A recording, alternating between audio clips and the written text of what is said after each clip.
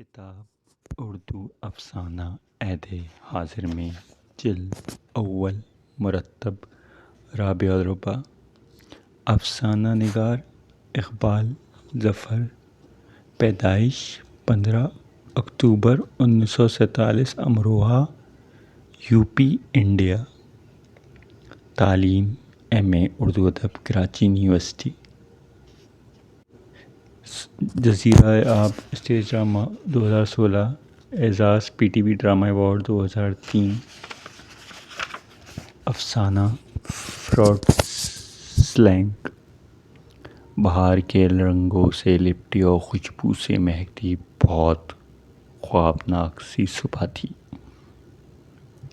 جب اس کی گاڑی بینک کے صدر کے دروازے پر رکی بے داغ وردی میں ملبوس ایک ڈرائیور نے میکینکی انداز میں گاڑی کا دروازہ کھولا اور بادب ہو کر ذرا فاصلے پر کھڑا ہو گیا۔ بینک کے 3 اعلیٰ افسران نے انتہائی خندہ پیشانی سے اس کا استقبال کیا۔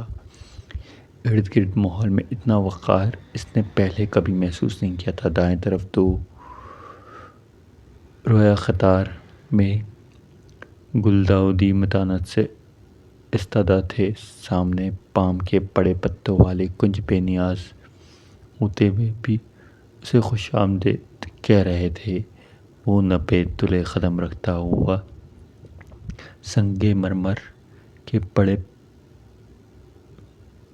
چمکتے دروازے سے اندر داخل ہوا اور خوشبو میں ڈوبی لفٹ اسے آغوش میں لینے کے لیے بے قرار تھی۔ لفٹ مین نے اسے جھک کر سلام کیا، کسی روبوٹ کی طرح اپنے فرائض انجام دے کر فوراً دوسری منزل تک پہنچا دیا۔ خوش پوش روغنی چہروں سے مزین اعلیٰ افسران ایک طویل قطار ایگزیکٹو ہال میں اس کے منتظر تھی۔ سارا فلور ایک ایسی وحشی خوشبو سے مہک رہا تھا، اکثر صحرائی پودوں کے قریب سے گزرتے ہوئے محسوس ہوتی ہو۔ اسے بینک کا صدر مقرر کیا گیا تھا۔ آج دفتری ذمہ داریاں سنبھالنے کا پہلا دن تھا۔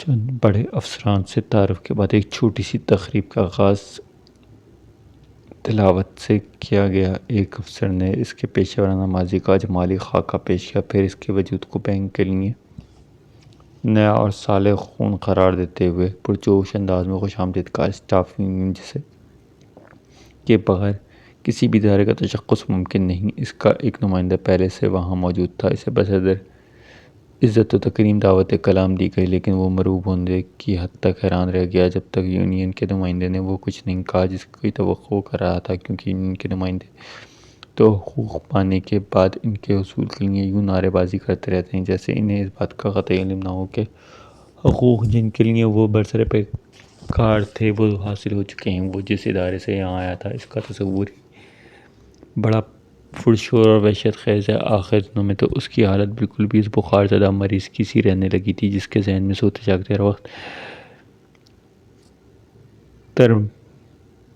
وقت تر مرے ناچتے رہتے ہیں۔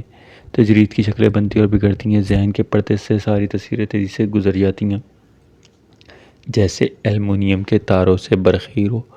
لیکن اب اسے یوں لگ رہا تھا جیسے اس کے قدموں کے تلے دبیس گھاس ایک وسیع میدان ہے جس پر وہ سارے خواب اڑے نرم روی سے فاصلے طے کر رہا ہے۔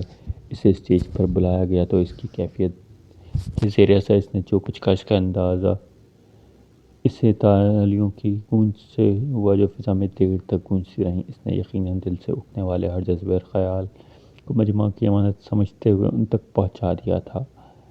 ہر شخص کے چہرے پر تشکر لکھا ہوا تھا۔ یہ چھوٹی سی تقریب اس کے سارے بدن میں نرم ردی کی طرح سے اتر گئی۔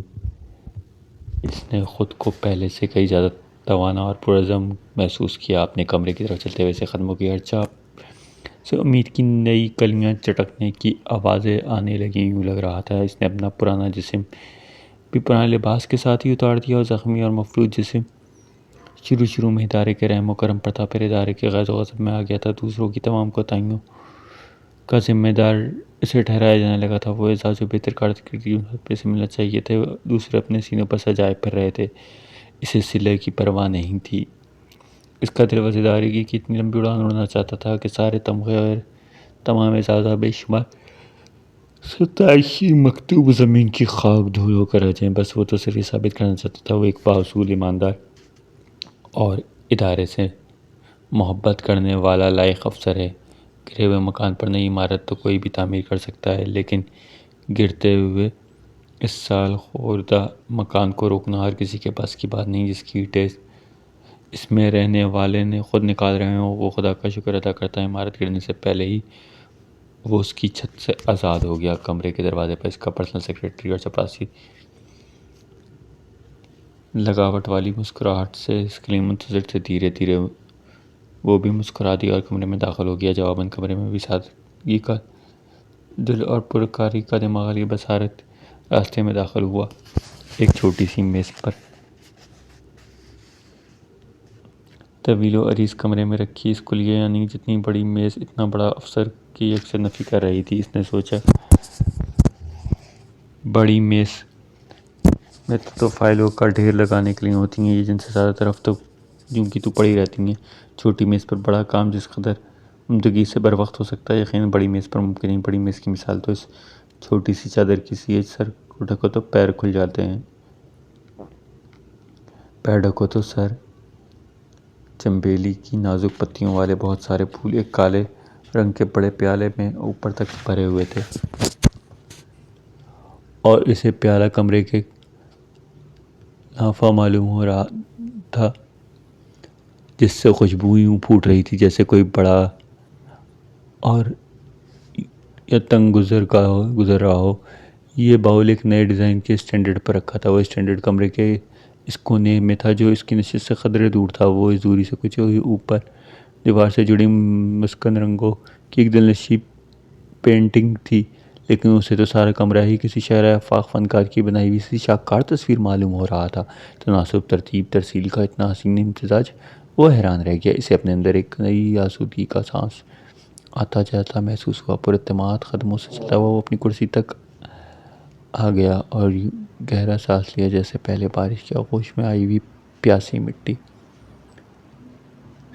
سگار کا گوشہ توڑتے ہوئے اس نے دیوار پر آویزہ پینٹنگ کو غور سے دیکھا۔ وہ بلا شبہ زندگی اور حرکت سے بھرپور تھی۔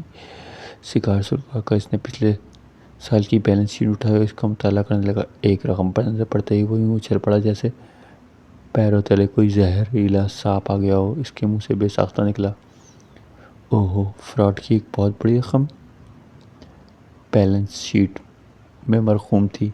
بیلنس شیٹ دیکھنے سے پہلے کتنا سکون اور کیسا اطمینان تھا، جیسے اس کا وجود انجام سے بے خبر ہو۔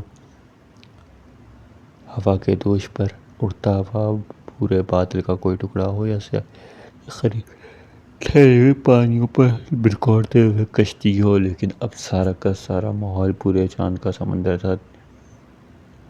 دیوانہ وار خشکی پر چڑھتا چاند کو چھونے کی خواہش میں اپنے آپ سے باہر نکلنے والا سمندر، پھیلتا امڑتا ساحل، کوئی دور تک ریگتا ہوا سمندر۔ دیوار پر لگی ہوئی پینٹنگ سے ایک آکٹوپس معلوم ہوئی جو اپنی تمام تر حشر سامانیاں سمیٹے اس کی طرف بڑھ رہی تھی۔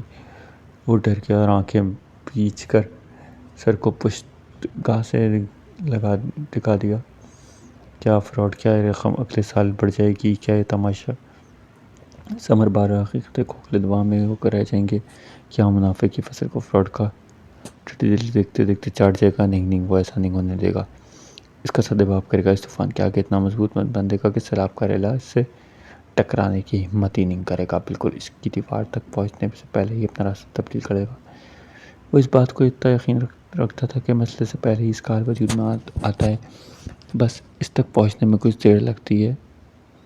جس طرح ڈپازٹ بڑھانے کے لیے نئی نئی اسکیمیں شروع کی جاتی ہیں، لوگ کو عمدہ قرار دے کر پیسہ بینک میں رکھنے پر مائل کیا جاتا ہے، بڑی بڑی پارٹیز کو کم انٹرسٹ پر ایڈوانس کے چارم دیتے ہوئے ڈپازٹ ٹارگٹ پورا کر لیا جاتا ہے۔ بالکل اسی طرح کچھ طریقے ایسے بھی ہوں گے جن سے فراڈ کا بالکل ختم کیا جا سکے۔ چاند گھٹنے لگا، سمندر اب پیچھے ہٹ رہا تھا اور پینٹنگ سے باہر نکلتا ہوا آکٹوپس پھر اپنے کینوس میں پلٹ رہا تھا۔ چارج سنبھالنے کے تیسرے دن تمام شعبوں کے سربراہان کی میٹنگ کے دوران جہاں بہت سارے امور گفتگو ہوئی، وہاں اس نے فراڈ کے اسباب کو بھی زیر بحث لایا گیا۔ انکشاف ہوا کہ ہر فراڈ کے پیچھے بینک کا کوئی نہ کوئی فرد کسی نہ کسی حوالے سے ضرور ملوث تھا۔ کسی نے خود فراڈ کیا تھا، کسی نے فراڈ کے سلسلے مانت کی تھی اور کسی نے فراڈ کی طرف سے بس آنکھیں بند کر لی تھیں۔ صرف اسی بات پر سب سے زیادہ حصہ اس کے حصے میں آیا۔ وہ بھر کمرے میں اپنے کرسی پر بیٹھا تھا، اسی کرسی سے کرب سے دوچار تھا۔ پچھلے ادارے میں نے تمام تر کوششوں کے باوجود، پولیس بندیوں کے باوجود وہ اسے تخویص کر دیا گیا تھا۔ صورتحال خطرناک تھی۔ یہاں لوگ جس عمارت میں پناہ گزین تھے اس کی اینٹیں نکال رہے تھے۔ کون جانے فراڈ کی موجودہ رقم اگلے سال 10 گنا ہو جائے گی۔ دوسری طرف بینک کا سارا بزنس پوری دنیا میں تیزی سے پھیلتی ہوئی کساد بازاری کی وجہ سے آدھے سے بھی نصف رہ جائے۔ نتیجہ اس کے 30 سالہ کیریئر کو 1 سال کی ناقص کارکردگی پر بڑی آسانی سے نگل لے گی اور اس کی بدخواہوں کو بغلے بجانے کا نادر موقع مل جائے گا۔ دیواروں پر آویزاں پینٹنگ آکٹوپس کا متحرک نظر آیا اور ارد گرد ساری فضا سائیکلون زدہ سمندر کی سی ہو گئی۔ وہ اپنا حلقہ تیزی سے وسیع کر رہا تھا۔ اس نے آنکھیں موند کر سر کو پوش گاہ سے ٹکا دیا۔ ذرا دیر بعد آنکھیں کھولیں تو سوچ تدبر کے گہرے پانیوں سے یوں ابھری جیسے کوئی ڈوبی ہوئی آب دوست اپنے تمام افراد کو بحفاظت اچانک سے تہہ سمندر پر نمودار کرتی ہو۔ اسے احساس ہوا کہ کرسی پر بیٹھنے کے لیے نہیں، در حقیقت سوچنے کے لیے ہوتی ہے۔ وہ خفیف سا مسکرا دیا۔ مسکراہٹ نے ہنسی کا روپ دھار لیا اور پھر ہنسی بآواز قہقہے بن گئی۔ اپنی اس حرکت پر وہ خود حیران رہ گیا، گھبرا کر ادھر ادھر دیکھنے لگا۔ پورا کمرہ طمانینت کی ہلکی چادر اوڑھے گہری نیند سو رہا تھا۔ اس نے زیر لب دہرایا، فراڈ سیلنگ، اور ان جہاز رانوں کی طرح وہ اور خوشی سے جھوم اٹھا جنہیں طویل عرصے سمندر کے بعد بھٹکتے اچانک ساحلی پرندے نظر آ گئے ہوں۔ یہ میٹنگ جس میں بینک کے تمام اعلیٰ افسران موجود تھے بغیر کسی ایجنڈے کے رکھی گئی تھی۔ ہر افسر اپنی نشست پر بے چین اور فکر مند تھا۔ وہ مخاطب ہوا تو خاموشی سے پہلے زیادہ گہری ہوئی۔ اس حقیقت سے انکار نہیں کیا جا سکتا کہ بینک ہر فراڈ میں بینکی کے اسٹاف کا بلا واسطہ ملوث پایا گیا۔ میرے ذہن میں ایک تجویز ہے، ہو سکتا ہے اس وقت آپ کے لیے تفنن تباہ کا باعث ہو، لیکن میرے لیے سکون قلب کا سامان ہے۔ اس کے نتائج مستقبل میں یقیناً مثبت برآمد ہوں گے۔ اس اسکیم کے ثمرات یہاں بینک کو خاطر خواہ فوائد حاصل ہوں گے، وہیں بینک کے تمام ملازمین کے اخلاقی اور مالی طور پر آسودہ ہو سکیں گے۔ میں نے اس اسکیم کو فراڈ سیلنگ کا نام دیا ہے۔ یہ مالی سہولیات اسٹاف کو دی جانے والی دوسری سہولیات سے مثلاً رہائش کے لیے رینٹ سیلنگ یا کنوینس کے لیے پیٹرول سیلنگ وغیرہ کی بنیاد پر عہدے اور کیڈر کے لحاظ سے دی جائے گی۔ وہ رکا تو ایسی خاموشی طاری ہو گئی جیسے طویل عرصے سے کانفرنس روم میں کوئی آواز ہی نہ گونجی ہو۔ افسران ایک دوسرے کو یوں اجنبیت سے دیکھ رہے تھے کہ پہلی مرتبہ ملے ہوں۔ پھر سب ایک دوسرے سے نظر چلانے لگے، گویا کانفرنس روم میں نہ بیٹھے ہوں، کسی حمام میں ننگے کھڑے ہوں۔ نئی کیفیات کے تاثرات کو پرکھنے کے لیے اس نے ایک گہری نظر تمام افسران پر ڈالی۔ کچھ روشن چہروں پر تاریکی پھیل گئی، کچھ تاریک چہروں پر بلبوں کی طرح روشنی ہوتی جنہیں ناکارہ ہولڈروں سے نکال کر نئے ہولڈروں میں فٹ کر دیا گیا۔ ایک افسر کے چہرے پر خفیف مسکراہٹ نمودار ہوئی، پھر قریب بیٹھے ہوئے دوسرے کے چہرے پر، پھر ذرا دیر میں سب ہی ہنس رہے تھے۔ تاریک چہرے اب یوں روشن رہے تھے جیسے سورج غروب ہونے کے بعد دوبارہ طلوع ہو گیا ہو۔ تمام شعبوں کے سربراہان نمائندگی بعد میٹنگ برخاست کر دی گئی۔ تیسرے دن 3 گھنٹے کی طویل بحث و تجویز کے بعد بینک کا بورڈ آف ڈائریکٹر نے بھی بینک کے عظیم مفاد میں اس اسکیم کی منظوری دے دی۔ سرکولر جاری ہونے کے دوسرے ہی دن کلرک کو لیفٹ مین اور خاک روبوں کی ایک بڑی تعداد صدر کے دروازے کے باہر ہاتھوں میں بیلنیں لیے کھڑی تھی کہ بیلن کی بائک یوں تھا، کیا غبن کے پیسے سے افسران کا پیٹ نہیں بھرا جو انہیں فراڈ سیلنگ کے بھی فراہم کی جا رہی ہے۔ تیسرے درجے کے اسٹاف کے لیے فراڈ سیلنگ فی الوفر جاری کا ایک خاک روم نے بینر اٹھا رکھا تھا، ہم سارے بینک کو جھاڑ پھیر دیں گے۔ ایک گارڈ نے بینر پر لکھا تھا، فراڈ مرد آباد، فراڈ سیلنگ زندہ باد، فراڈ سیلنگ والا صدر پائندہ باد۔ یونین کے نمائندوں کے بروقت مداخلت پر ہڑتال مؤخر کر دی گئی۔ بورڈ کی ہنگامی میٹنگ میں تیسرے اور چوتھے درجے کے ملازمین کے لیے بھی فنڈ ریزنگ کا اجرا کر دیا گیا۔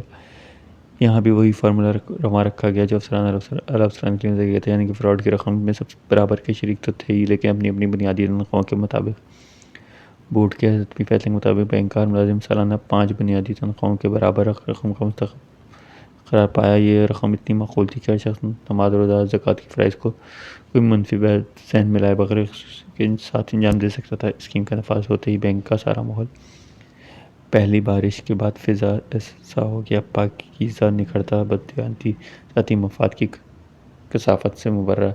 لوگ اپنے کاموں میں خشوع و خضوع کے ساتھ مصروف ہو گئے، جیسے لمبی سطح کاٹ کر آنے والے قحطی برائیوں سے ہمیشہ کے لیے تائب ہو گئے۔ اس بینک میں آئے 1 سال بیت ہو چکا تھا، اب آج بہار کے رنگوں سے لپٹی خوشبو کی مہکتی خوابناک سوسی صبح تھی۔ وہ پہلی مرتبہ اپنے کمرے میں داخل ہوا۔ میز پر نئے سال کی بیلنس شیٹ پر موجود تھی۔ اس نے سب سے پہلے اس خانے پر نظر ڈالی جس پر فراڈ کی رقم درج کی جاتی ہے۔ خانہ خالی پڑا تھا، فراڈ کی رقم صفر تھی۔ اس کے برعکس اس خانوں کی رقومات جن کا تعلق منافع سے تھا یوں بڑی تھیں جیسے کسی بڑی اسٹیشن کی آمد پر ریل کے تیسرے درجے کا ڈبہ مسافروں سے اٹاٹ بھر جاتا ہے۔